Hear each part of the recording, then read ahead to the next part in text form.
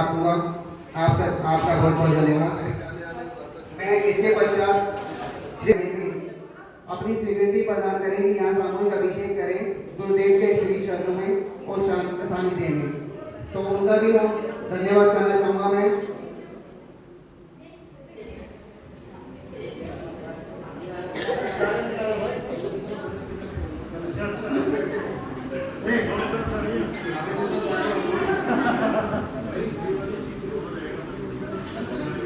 जैसे कि आपको पता है कि समृद्ध फैमिली क्लब 19 अप्रैल को अपने महावीर भगवान के चरणों से ही स्थापना हुई थी इसकी।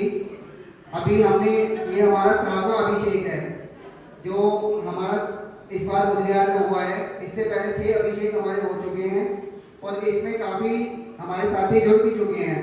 ये समृद्ध मैत्री क्लब एक परिवार की तरह है जिसमें छोटा बड़ा बच्चे युवा सभी हैं। तो मैं आप सभी से भी निवेदन करूंगा कि आप सभी भी जुड़े। ऋषभ भाई आपसे भी निवेदन है, आप भी जुड़ो, इससे जुड़ोगे। ले लो ऋषभ भाई आज हमें स्वीकृति प्रदान कर रहे हैं, उनका भी हार्दिक स्वागत अभिनंदन। और जैन नगर से भी नमन जयंती रामा विहार, सबसे बड़ी बात है वो रामा विहार से हमारे पहले साथी हैं जो हमारे साथ जुड़ रहे हैं, उनका भी हार्दिक स्वागत अभिनंदन। जुड़ोगे ना। और दिव्य भाई हमारे साथ पहले एमएनयू प्रीतमपुरा भी गए थे और आज यहाँ बुधिया भी आए हैं, उनका भी हार्दिक स्वागत अभिनंदन करते हैं, वो भी हमारे साथ जुड़ रहे हैं। मैं आप सभी को बता दूं कि अभी तक हमारे ग्रुप में 55 लोग जुड़ चुके हैं, जो एक बहुत बड़ी उपलब्धि है कि 1 महीने के अंदर इतने सारे। और आप सभी को इसमें एक चीज और बता दूं कि इसमें पुरुष के साथ साथ महिलाएं भी जुड़ चुकी हैं। हमारे साथ अभी 10 से 12 महिलाएं हैं जो हमारे साथ जुड़ चुकी हैं, उन सभी का भी हार्दिक स्वागत अभिनंदन है एक बार उन्हें बुधिया में।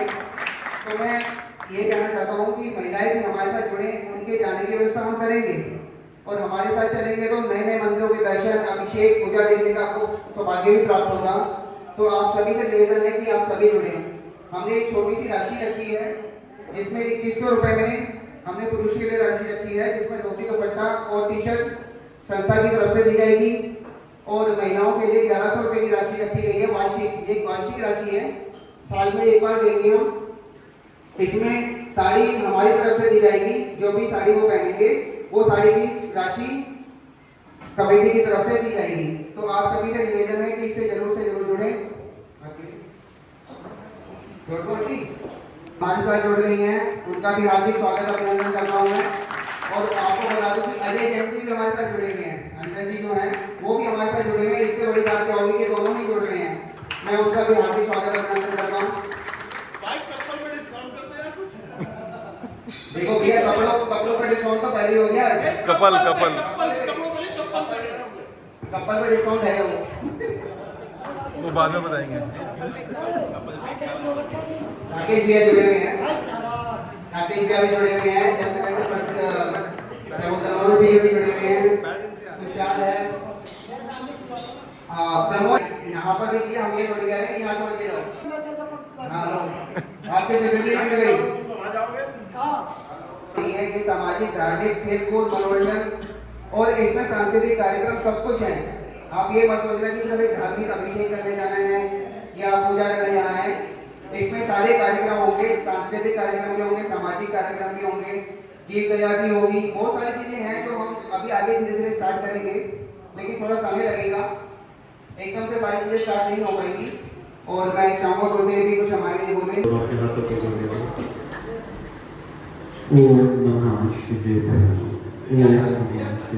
बोलो अनंत अनिश्चित परमेश्वरी भगवान की, 1000 श्री आदिनाथ भगवान की, शासन नायक महावीर भगवान की, परम पुरुष गति द्राक्षागर जी महामुनि राज की।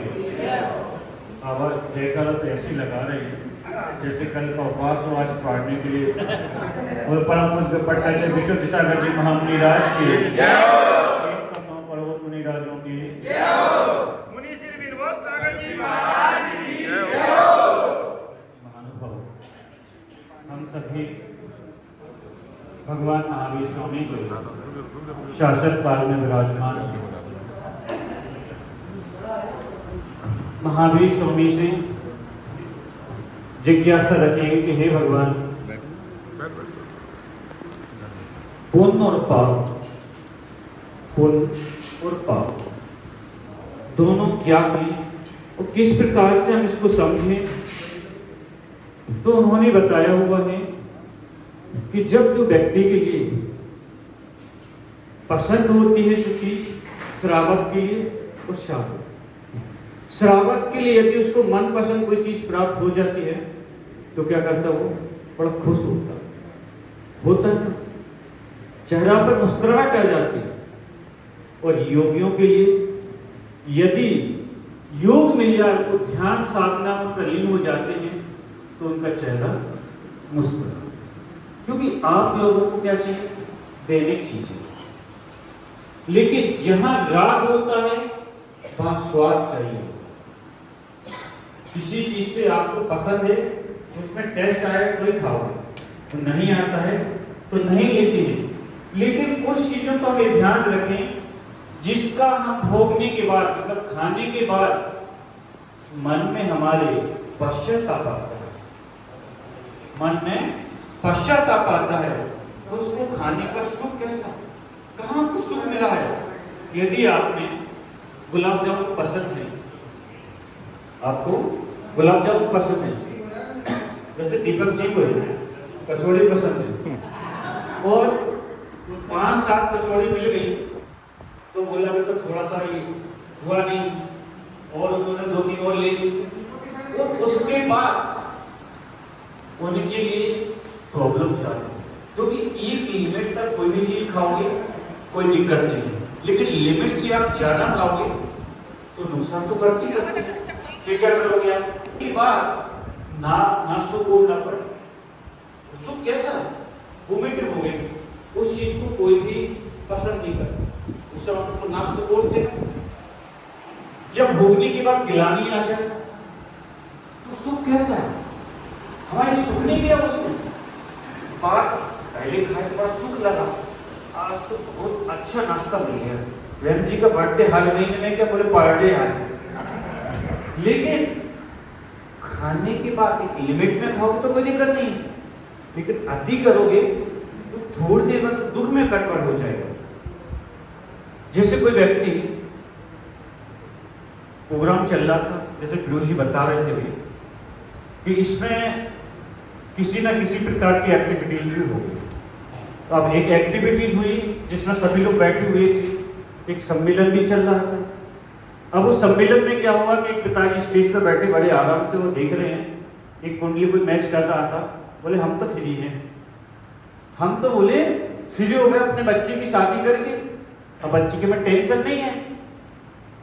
लेकिन ये देखें वो जब मुस्कुरा रहे थे लेकिन मुंह से कुछ बोल नहीं पा रहे थे, मुंह से कुछ बोल नहीं पा रहे थे। क्यों नहीं बोल पा रहे थे भाई? ऐसा कोई इशू नहीं था कि मन था या उनका व्रत था या बोल नहीं पाते थे। बोलने का ना कारण जो था उनका, क्योंकि उनके बेटे ने जो शादी की है वो अदर कास्ट में, किसमें की थी? अदर कास्ट में, मतलब लो कास्ट में, जिससे वो किसी के सामने ये नहीं कह पाए कि मेरी बहू कौन है। तो उस समय उनके लिए पहले तो सुख हो रहा था और उनके लिए बोलने के लिए नुकसान हो गया। बात बोले, जो बात छिपकर की जाए, छिपकर रखी जाए, उसका नाम पाप है। सिर्फ जीवों को कष्ट देने पाप नहीं है, जीवों को केवल कष्ट देना पाप नहीं है। कोई भी आपने बात है जो आप छिपा कर रखे हो तो बोले पाप है। जो कोई कार्य आप छिपकर कर रहे हो वो भी पाप होता है।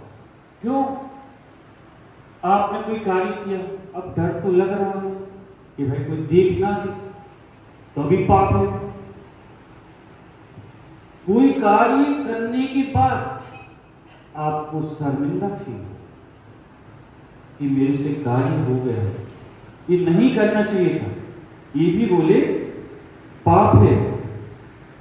और दूसरा व्यक्ति, किसी से आपने उससे बात कही और उसके बाद बताया यार कितना गंदा काम किया, ये भी पाप ही जैसा काम है।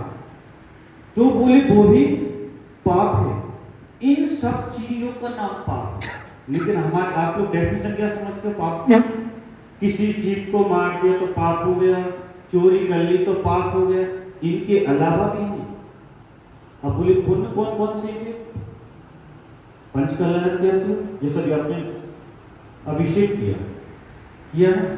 अब इसी अभिषेक की फोटो आपने व्हाट्सएप पे डाली है, फेसबुक पे डाली है, पोस्टर बनवाए हैं। अब आप उसको कोई डर भी क्या?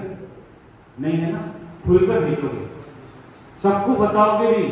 जैसे कि बता रहे थे ना कि ये 7वां अभिषेक है, 8वां अभिषेक है, आप सभी लोग जुड़ो। क्यों? क्योंकि सबको अच्छा लगेगा, सुनने वालों को भी, कहने वालों को भी, देखने वालों को भी, सबको अच्छा फील होगा कि नहीं? सिर्फ इतना ही नहीं, जो भी सुनेगा वो भी अपने आप पर आनंदित होता है, बड़ी खुशी मनाता है। इसलिए इसका ही नाम है पुण्य। इसका नाम है पुण्य कि जिस भी कार्य को आप करने के बाद देखने वाले, सुनने वाले से को भी मन प्रसन्न हो, वो होता है पुण्य। चाहे वो पंचकल्याण करो, चाहे आप स्वाध्याय करो, चाहे आप जाप करो, चाहे विधान करो, कोई भी कार्य करो, आपका मन प्रसन्न होता है कि दुखी होता है? प्रसन्न होता है ना, दुखी तो नहीं होता। लेकिन कोई कार्य करके ऐसा कार्य मेरा अभिषेक किया, मन दुखी तो नहीं हुआ, प्रसन्न हुआ ना। और यदि आप ये चीज कोई ऐसा काम करते कि जिससे कि कोई कुछ कहे तो बुरा लगता है। जीवन में यही बोलना चाहते हैं कि कभी भी ऐसा कोई कार्य मत करो जहां अपन को करने के बाद दुख हो। करो ऐसा कार्य जहां सभी लोग खुश हो। और ये कुछ एक्टिविटीज भी ऐसी करो आप लोग, केवल अभिषेक के अलावा जितने भी एमएससी वाले जो लोग हैं, चाहे वो अध्यक्ष हों चाहे मंत्री, सभी लोगों से, जिससे कि कुछ आजकल प्रोग्राम ऐसे होते हैं, सभी गर्मी पड़ रही है तो गर्मी में आप सभी लोग जाएं और पक्षियों के लिए कुछ व्यवस्था करो।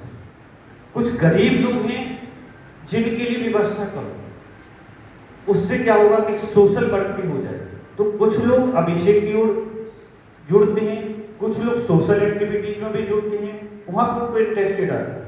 और आप लोगों को भी नई जगह जाओगे तो वहां के जो इन एक्टिविटीज में रहते हैं, फिर वो अभिषेक में भी जुड़ जाए, फिर उनको जोड़ो।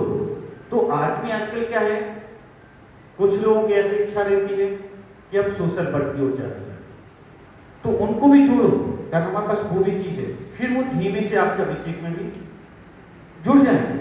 लेकिन आप अभिषेक भी कहोगे तो बोले हम सुबह उठ नहीं पाते हैं, इतने दूर हम जा नहीं पाएंगे, अलग अलग रीजन रहेंगे।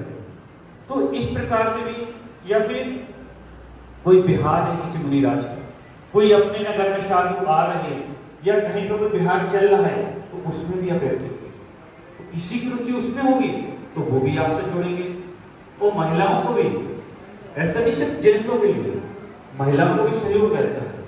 आप लोग भी जाए किसी अनाथालय में जाए, जिन बच्चों में कभी भोजन वगैरह अनाथालय में लिमिटेड ही मिलता है, तो वहां पर जाकर उनको बिठा के आप उनको भोजन करा, तो उनको ऐसा फील होता है जैसे आज अपनी फैमिली से मिले हुए। तो इससे क्या होगा, आपको भी एक एक्टिविटीज मिलेगी। जहाँ भूखे बच्चे रहते हैं, ऐसे लोग स्कूल चलते हैं, या गरीब हैं जो रोड फुटपाथ पर बैठे रहते हैं, उन लोगों को भी आप लोग ज्यादा सहयोग करें, या किसी मंदिर में आप लोग विधान करें। जब भी ऐसा कोई प्रोग्राम बना के वहां पर जाकर विधान करके आए, तो वहां के लोग देखिए लोग कितनी अच्छी, यहाँ के लोग अपने मंदिर में तो करते हैं, दूसरे मंदिर में आके करें, तो जो वहां की जो महिलाएं होती हैं वो भी आप लोगों के साथ जुड़ेंगे। तो ये मत सोचना ललित जी कि आपका मंदिर खाली रहेगा, आपके मंदिर में लोग लेकर आएंगे। ये भी ध्यान रखना कि यहाँ भी पूरा एक ही भाई, तो दोनों जगह का, आपके मंदिर में भी आएंगे और आप भी दूसरे मंदिर में जाएंगे, तो दोनों चीज से गिव एंड टेक, दिया भी तो लिया। मतलब कोई आप जाओ दूसरे के यहाँ पे तो आपके यहाँ पे भी लोग आएंगे, क्योंकि अभिषेक आज विधान भी है, तो उसका भी है, बोलो पहा स्नान भगवान की मुनि श्री विरबोध सागर जी महाराज